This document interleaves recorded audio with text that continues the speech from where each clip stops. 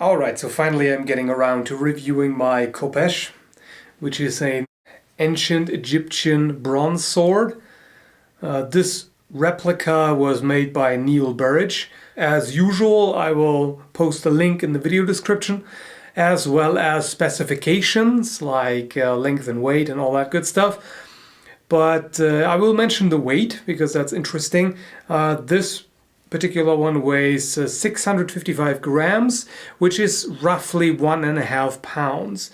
And the weight is very interesting because it is difficult to make bronze swords properly. So a lot of makers kind of err on the side of caution and make them heavier, thicker and everything than they should be.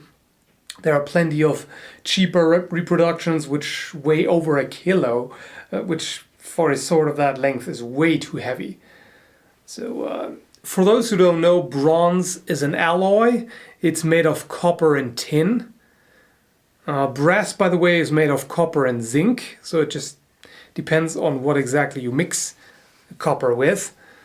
And what Neil uses is 12% tin. And I have already posted a video with the first test of the Khopesh, and a lot of people were surprised at how well it cuts and that you don't have to sharpen it after every cut. Most people think that bronze is soft. And yeah, compared to iron and steel, bronze in and of itself is fairly soft. But this edge is forged, which means it is hammered to thin out the material and harden it at the same time.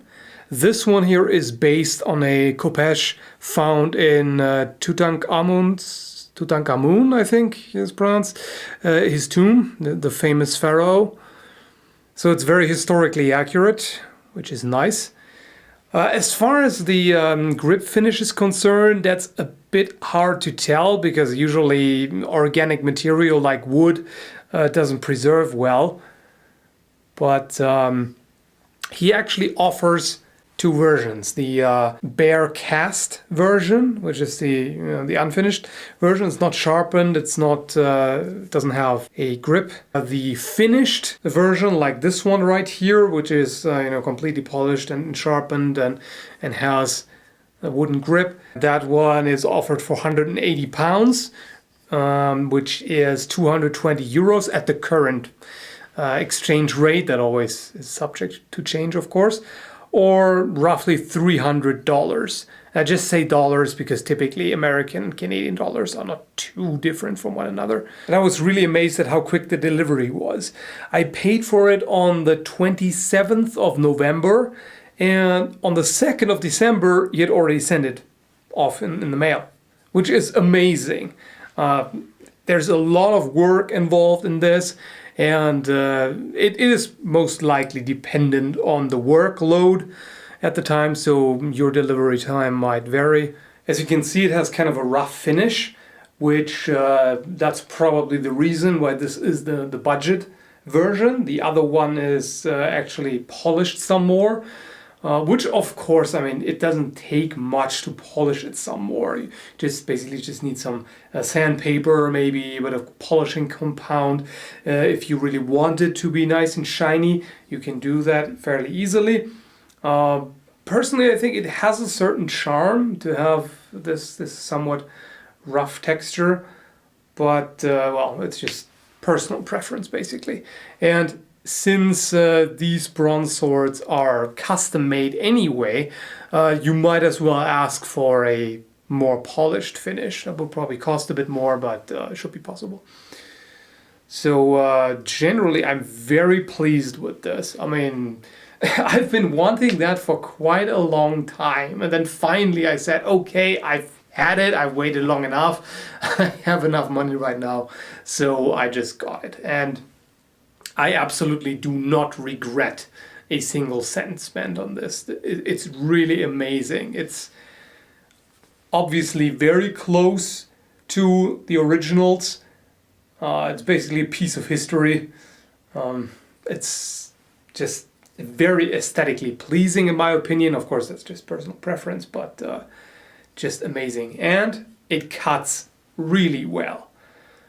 I mean, sure, you can't expect the same performance from a bronze sword than you can from a modern steel sword. That should be pretty obvious. But even though I knew that bronze is not really to be underestimated, I was pretty impressed with this. Especially the edge retention is actually better than I thought it would be. I did quite a bit of testing. I tested soaked newspaper rolls, and I tested it on fruit and squash specifically, and also sugar cane. All of that stuff is pretty abrasive and not very easy to cut, but it wasn't dulled much at all. I have resharpened the edge since then, and now it's pretty much exactly as sharp as it was when it came. As you can see, even phone book paper, no problem. It's very sharp. So anyone who thinks bronze doesn't take a proper edge, well, you're wrong, very obviously. There are a lot of things I like about this Khopesh, or Khopesh? I'm never quite sure how to exactly pronounce it, I don't know Egyptian. But the point of balance is actually fairly far away from the grip, which is intentional because this is obviously a cutting sword. It does have a point, but it wouldn't be all that effective at thrusting. It's a bit too round, but with the curvature, and it's basically kind of like a sickle sword. So yeah, obviously a cutter, which it does admirably. And the handling is quite nice. 1.5 pounds is really not heavy. I mean, it feels pretty hefty in the hand, which is probably due to the balance. But I mean, you can handle it very easily.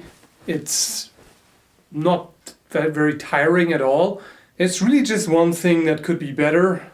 I have to nitpick a little bit about the grip because the finish here is not perfect. As you can see, right there are some gaps between the handle scales and the tang. That side as well. And the thing is, that's not just cosmetic, because since it is not perfectly even, it's a bit abrasive on the hand actually. So I definitely prefer to use it with gloves on, because if you keep swinging this around, especially there's kind of a hot spot right here where the guard is, and that rubs quite a bit. That's probably because there is a significant gap there. Yeah, you can see right there. That's quite the gap, and that kind of digs into the skin and rubs a lot. So that's not very pleasant at all. So that's basically the one criticism that I have. It is abrasive. The grip feels in and of itself feels great. I mean, with the shape here, that is a very ergonomic shape with the guard right there, if you can call it a guard, but yeah, I guess you can. And towards the end, getting wider, and that's great. But again, it's a bit abrasive. It's not too pleasant without gloves. By the way, as you can see, it is fairly small. The grip is also not enormously large. I have relatively small hands, and for me it fits perfectly. If you have larger hands, you will probably have to put a finger up there. Putting a finger up here works very well. In fact, I think it's quite useful to also put the thumb up here, because it gives you a bit of extra edge control that works very well. You might be worried about, in combat, which nowadays doesn't happen anymore, but at least with swords, you might be worried about the hand being exposed, but then again, it doesn't have that much of a guard anyway, and this is definitely a sword which you would want to use together with a shield, so that works just fine. So for larger hands, this should still fit. So yeah, I'm very happy with this. It's an excellent piece of craftsmanship, no doubt. Neil Burridge really knows his trade. It's quite impressive. And also, I just like bronze. It's very attractive because of its color. And also a nice thing is you don't have to worry about rust. Over time, bronze can develop a green patina, which some people like, and it does look interesting for sure. If you look at historical finds, archaeological finds, they often are completely green, which looks pretty interesting, and they are still in excellent condition.